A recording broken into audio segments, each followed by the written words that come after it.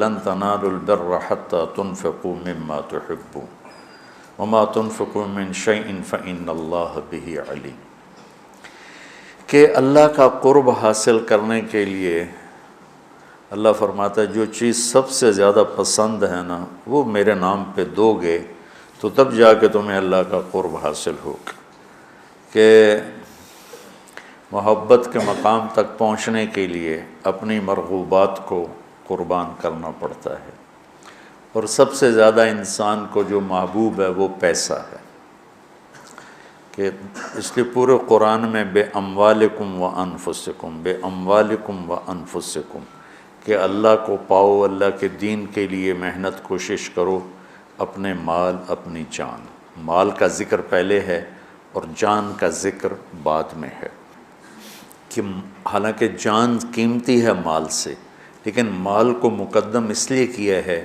کہ لوگ مال پر اپنی جانیں قربان کر دیتے ہیں، تو جب آدمی مال قربان کرتا ہے تو پھر جہاں مال لگتا ہے دل بھی وہاں چلا جاتا۔ ایک صحابی آیا، یا رسول اللہ مجھے موت سے ڈر لگتا ہے، آپ نے فرمایا تیرے پاس کو پیسے ہیں؟ کہ جی ہیں۔ کہا وہ اللہ کے نام پہ خرچ کر دے، موت کا ڈر نکل جائے گا، کہ جہاں آدمی کا مال جاتا ہے وہیں اس کا دل بھی چلا جاتا ہے۔ امام زین العابدین علیہ السلام کی خدمت میں کوئی آتا تھا سائل، تو کہتے اللہ تیرا شکر ہے، تو نے میرا سامان میرے گھر پہنچانے کے لیے سواری بھیج دی۔ سمجھو ان کی بات، یا اللہ تیرا شکر ہے تو نے میرا سامان میرے گھر پہنچانے کے لیے سواری بھیج دی، کہ جو میں اس کو دوں گا وہ تجھے دینا ہے، اور جو تجھے دوں گا وہ جنت میں میرے لیے جمع ہو جائے گا، اور اصل گھر ہمارا جنت ہے، دنیا نہیں ہے۔ تو کہتے تھے یا اللہ تیرا شکر ہے کہ تو نے میرے گھر کا سامان میرے گھر پہنچانے کا سامان پیدا کر دیا۔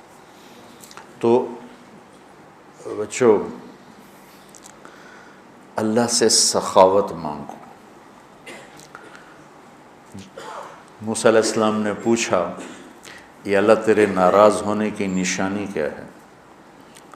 تو اللہ تعالیٰ نے فرمایا موسیٰ جب تو دیکھے بارش بے موسم ہے اور پیسہ بخیلوں کے پاس ہے اور حکومت نادانوں کے پاس ہے تو سمجھو میں ناراض ہو چکا ہوں۔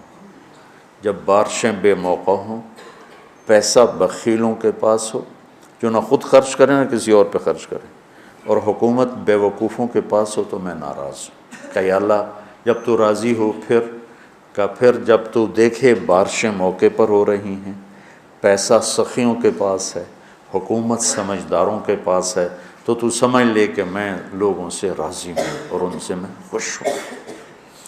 آج پیسہ بخیلوں کے پاس، سخی بہت تھوڑے ہیں جن کے پاس پیسہ، ورنہ سب بخیلوں کے پاس جو بالکل کالا سیاہ سپ بن کے اتنے بیٹھے ہوں کہ نہیں خرچ کرنا۔ اور ایک کم وقت ہوتا ہے وہ بخیل کا بھی پیو ہوتا ہے، وہ شحیح ہوتا ہے۔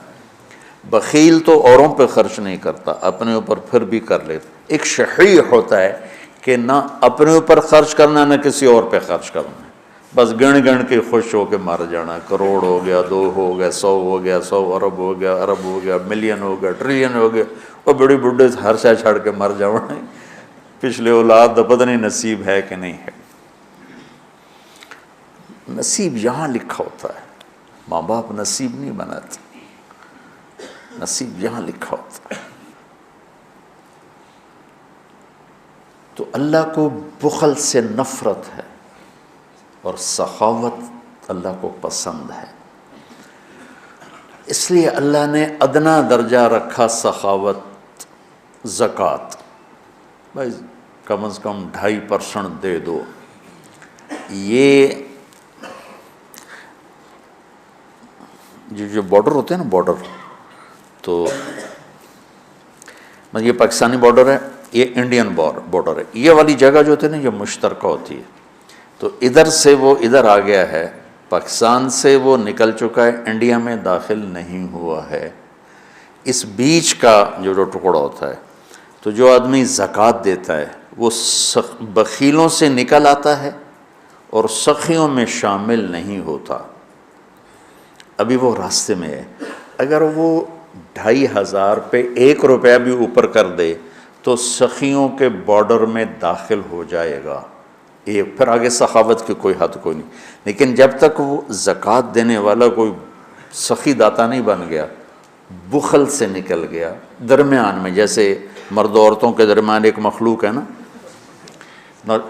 نوشیروان کا پوتا تھا خسرو، جس نے اللہ کے نبی کا خط پڑھا، اس کے پاس آیا ایک مچھیرا مچھلی لے کر، اس کو اتنی پسند آئی، انہوں نے کہا 4000 دینار اس کو دے۔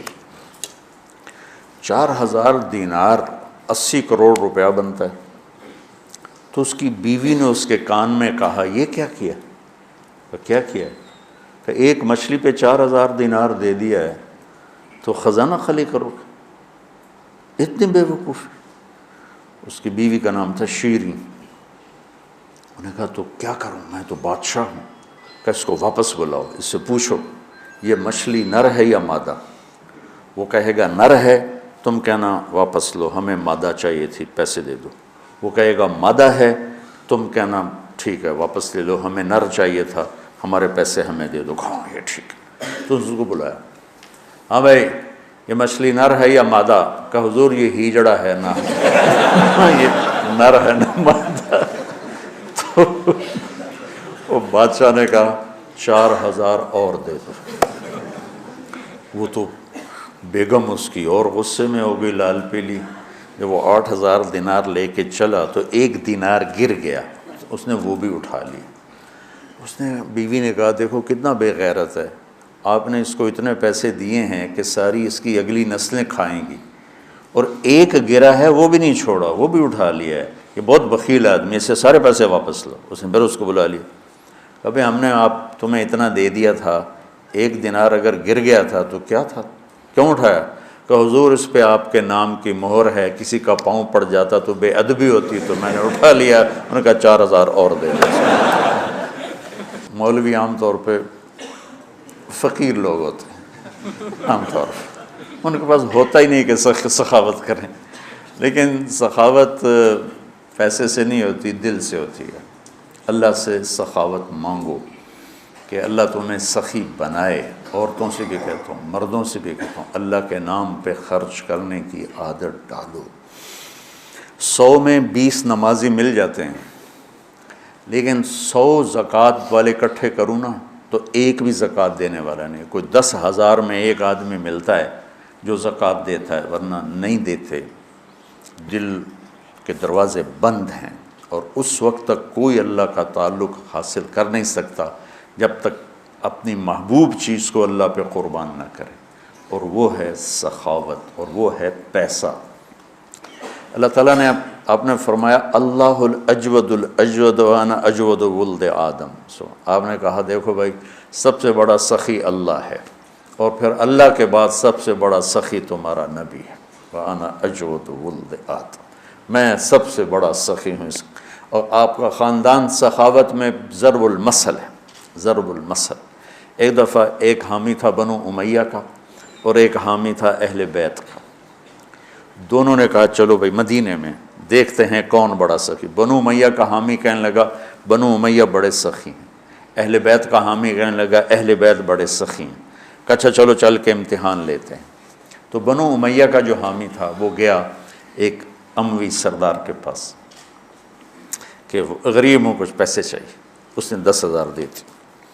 پھر دوسرے کے پاس گیا، اس نے 10,000 دی، پھر تیسرے کے پاس، 10 سرداروں کے پاس گیا، ہر ایک نے 10,000 دے دی۔ ان کے تو نام کہیں نہیں لکھے ہوئے۔ یہ جو اہل بیت والا تھا یہ گیا عبداللہ بن جعفر کے پاس، ضرورت مندوں نے 1,00,000 دے دیا۔ پھر گیا عبید اللہ بن عباس کے بعد، انہوں نے 1,00,000 دے دیا۔ پھر گیا وہ حسنین میں سے کسی ایک بھائی کے پاس، جب بڑے یا چھوٹے، انہوں نے 1,00,000 دے دیا۔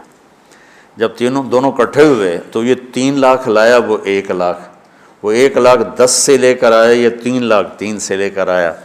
تو پھر وہ کہنے لگا ہاں بھئی اہل بیت بڑے سخی ہیں، چلو واپس کرتے ہیں۔ تو وہ جو اموی خاندان سے عقیدت رکھتا تھا، اس نے جا کر کہا جی ہم تو ایسے ہی ضرورت مند نہیں تھے، ویسے ہی ہم ایک امتحان لے رہے تھے، تو آپ برائے مہربانی اپنے پیسے واپس لے لیں۔ انہوں نے کہا ٹھیک ہے، 10 کے 10 نے پیسے واپس لے لیے۔ اب یہ گیا اہل بیت والا عبداللہ بن جعفر کے پاس، پھر عبید اللہ بن عباس کے پاس، یہ حسنین میں سے کسی ایک کے پاس۔ تو تینوں نے فرمایا کہ اہل بیت کے گھر سے جب کوئی چیز نکل جاتی ہے تو واپس نہیں آتی، جاؤ تمہیں ہدیہ ہے، تمہیں ہدیہ۔ اللہ اعلم حیث یجعل رسالتہ، اللہ کو پتہ ہے کہ اس نے رسالت کہاں رکھنی اور کہاں سے چننی ہے۔ اللہ کو سخی بن کے دکھاؤ۔ بخیل سے اللہ دوستی نہیں لگاتا، اور سخی سے اللہ دوستی نہیں توڑتا، چاہے وہ فاسق ہی کیوں نہ ہو۔ اور شیطان کہتا ہے مجھے بخیل سے کوئی ڈر نہیں ہے، چاہے تو راتوں کو تہجد پڑھے، دن میں روزے رکھے، کہ اس کا بخل ایک دن اسے جہنم میں لے جائے گا۔ اور سخی سے ہر وقت ڈرتا رہتا ہوں کہ پتہ نہیں کب اس کی سخاوت اس کو جنت میں پہنچاتی۔ تو اللہ خود کریم ہے، سخی ہے، سخاوت کو پسند کرتا ہے۔ تو آپ بھی اس کی روایت ڈالو